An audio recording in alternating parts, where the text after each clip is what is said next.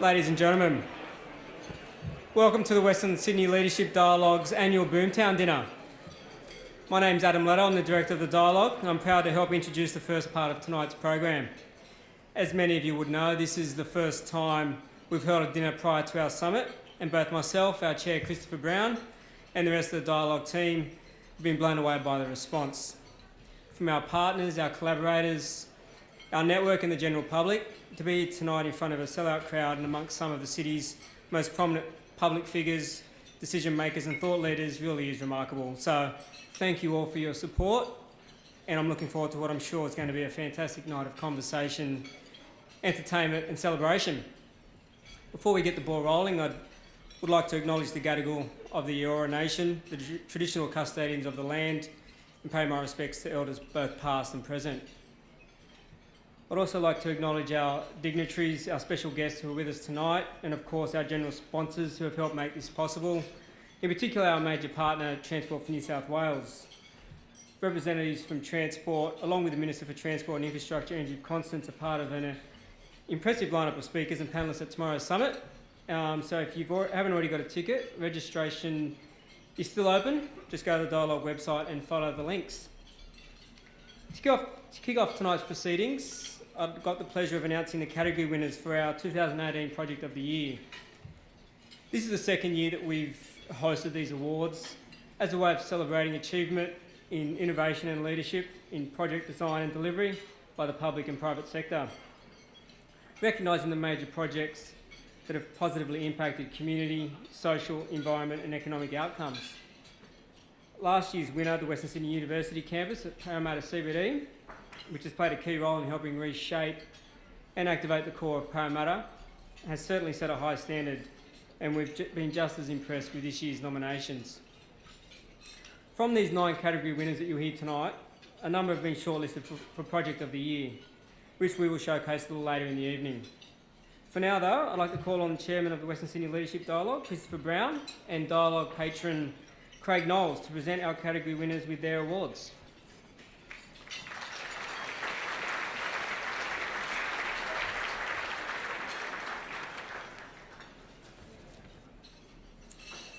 The first Project of the Year nominee, which I have the pleasure of announcing, is in the Environment category, and it goes to the Badu Mangroves Boardwalk. John Ferguson, Executive Director, Asset Management and Environmental Services from Sydney Olympic Park Authority, will be accepting the award.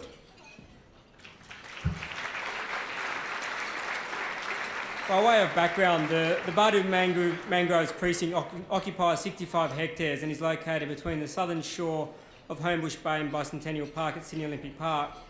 The area contains extensive mangroves, stands, waterbird refuge, mudflats, a salt marsh community and a creek system home to birds, fish, bats, frogs and reptiles. The creation of a deeply embedded yet low-impact series of walkways was a highly complex design, engineering and construction challenge, but upon completion has provided an opportunity for tens of thousands of visitors and students to discover the significance of this unique site each year. Congratulations.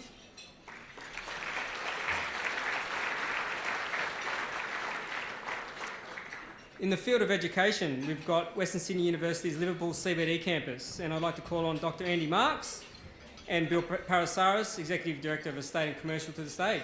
Oh, or Barney. Officially named the Ngura, which is Durrock for Learning Place, the Western Sydney University's vertical campus in the Liverpool CBD was opened earlier this year by now Prime Minister Scott Morrison. This state-of-the-art facility in the heart of Liverpool houses the university's programs in nursing, social sciences and psychology, and is just minutes from Liverpool Hospital. It is fully Wi-Fi connected and boasts a high-tech, immersive teaching nursing laboratory that makes it one of the most technologically advanced medical training facilities in Australia. Congratulations.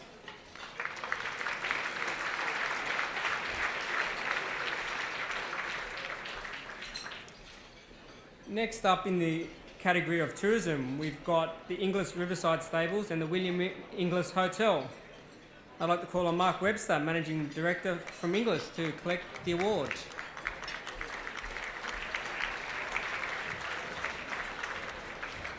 Sitting at the heart of Warwick Farm is the Inglis Riverside Stables and William Inglis Hotel, which has not only proved to be a winner in racing circles, but since opening late last year has quickly established itself as one of Western Sydney's popular hospitality, leisure and corporate destinations. Named after the company's figurehead and founder, the venue offers state-of-the-art stabling and sales facilities which are complemented by an equine-themed 5-star accommodation and extensive range of conferencing facilities.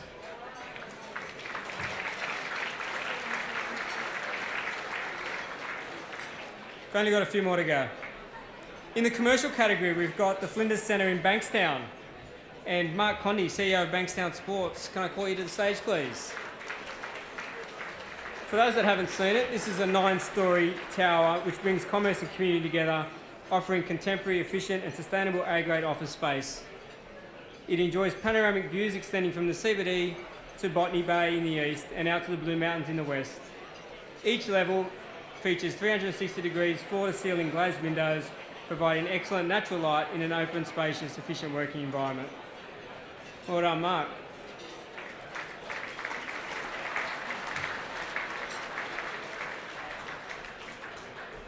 In the community category winner, Oran Park Library, and we've got Landcom, Greenfields Development and Camden Council as the joint award winners. Suzanne Jones, Chair of Landcom, Mark Perich, Director of Greenfields Development Company, and Nicole McGarren, Director of Planning and Environment at Camden Council. This was a collaborative project between Camden Council, Landcom and Greenfields. The $13.8 million Oran Park Library and Community Hub was officially opened early this year. With a focus on digitisation, connectivity and neighbourhood interaction, the library features 3D printers and IT stations, digital performance and group learning spaces and touchscreen e-surface throughout. The multi-purpose building also connects into a community resource centre, providing a new place for people and community groups to meet.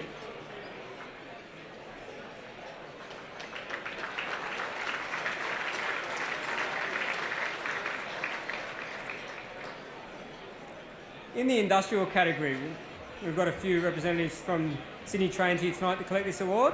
We've got the Clyde Engineering and Maintenance Hub, Stuart Mills, Executive Director, Engineering and Maintenance, Nigel Howlett, Deputy Executive Director for Major Works, and David Hyland, Director, People and Change Engineering and Maintenance.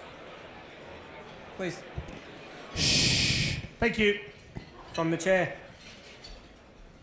The Clyde Engineering and Maintenance Hub is part of Sydney Trains' ongoing major works reform strategy of streamlining and optimising maintenance operations, which includes the consolidation of as many as 130 different maintenance locations to larger centres of excellence. This new fit-for-purpose facility replaced several old depots within the Auburn rail yards and now accommodates various maintenance and engineering functions all in one central location. Well done, guys.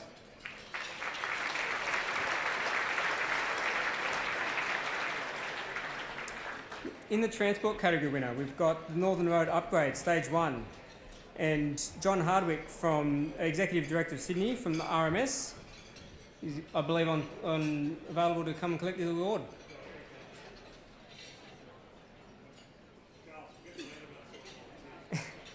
This project is part of the joint federal-state government Western Sydney Infrastructure Plan, which is delivering major road upgrades in and around Western Sydney Aerotropolis.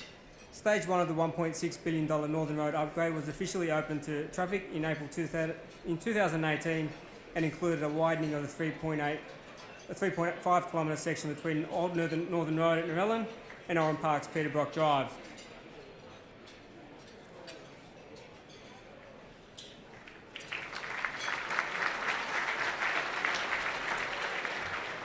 And in the health category, we've got the Mount Druitt Community Dialysis Centre, Suzanne Redmond, General Manager of Blacktown and Mount Druitt Hospitals, and Sam Sangster, from CEO of Health Infrastructure New South Wales. This project has delivered a state-of-the-art facility that makes it easier for patients to access life-saving treatment closer to home. Alongside critical care, the centre also provides local high-skills training, employment and research opportunities, and a space connected to the community, its environment and culture through an Aboriginal and arts cultural program.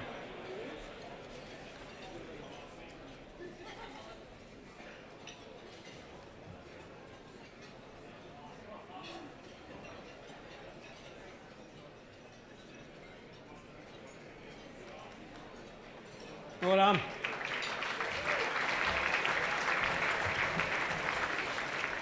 And last but not least is the Chairman's Commendation, Christopher Brown's pick, O'Connell Street Public School in Parramatta. And we've got Eric Marinick from School Infrastructure New South Wales, Executive Director of the Office of Chief Executive, on hand to collect the award. As part of its investment in public school infrastructure in Western Sydney, this project's provided a new primary school on the existing old King's Sky in Parramatta, housing local students while their existing school was being redeveloped. Deftly navigating sensitivities over competing visions for the site and local heritage concerns, the project quickly delivered flexible teaching and recreation spaces for 1,000 students, including 40 future-focused classrooms, a library and a new hall.